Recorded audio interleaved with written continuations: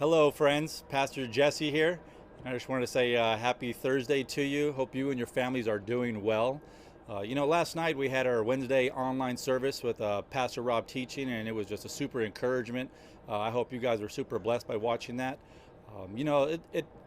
It's in the crazy times that we are in that we are seeing people who are making some foolish decisions and being totally disobedient and disregarding the mandates and regulations that keep us safe so that we can get through this sooner.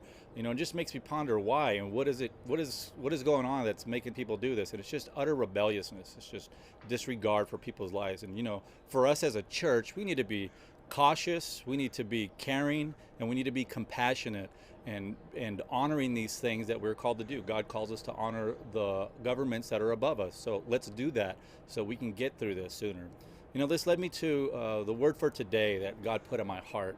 And one of the things that we had seen prior to this story that I'm going to share with you, that Moses was the leader of Israel, and he had told God and had spoken with God, and Moses said, where can I go where you're not? And Moses had soon after had died, and now Joshua was the leader of all the Israelites, and he had just crossed over the Jordan River, and he had just circumcised all of his men, including his army. And here they are waiting, and they're right before their enemies in the promised land. And Joshua is about to just consider and ponder, what is he going to do? How is he going to do this? And here's a scripture for the day. It's in Joshua chapter 5, verse 13 through 15. So verse 13, it says, "And it came to pass, when Joshua was by Jericho, that he lifted his eye and looked, and behold, a man stood opposite him with his sword drawn in his hand. And Joshua went to him and said to him, Are you for us or for our adversaries? So the man said, No, but as commander of the army of the Lord I have now come. And Joshua fell on his face to the earth and worshipped, and said to him, What does my Lord say to his servant? Then the commander of the Lord's army said to Joshua, Take your sandal off your foot, for the place where you stand is holy. And Joshua did so." Joshua had to go conquer this fortified city that was right there before him, and here he is. Seems like he's alone, and he's observing and trying to figure out what he's going to do. And it's in this place of his just waiting, and he may have been anxious, not sure where he was going, but God met him there, and he showed up, and he spoke to him, and he gave him wisdom in what to do. And it was in that place that we see Joshua totally submit, and he bows down. A man who's about to go into a combat and war doesn't bow his head down, because he's supposed to be watchful. But he knew who was watching over him, and it was the Lord.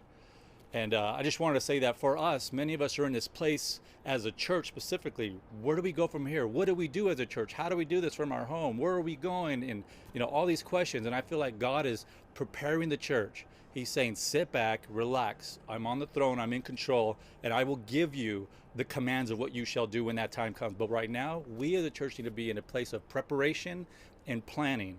And I think one of those biggest ways that we can do that is to be getting connected into these online home groups that are being established right now using Zoom meeting, and just being able to connect and stay strong and stay united in any way that we can.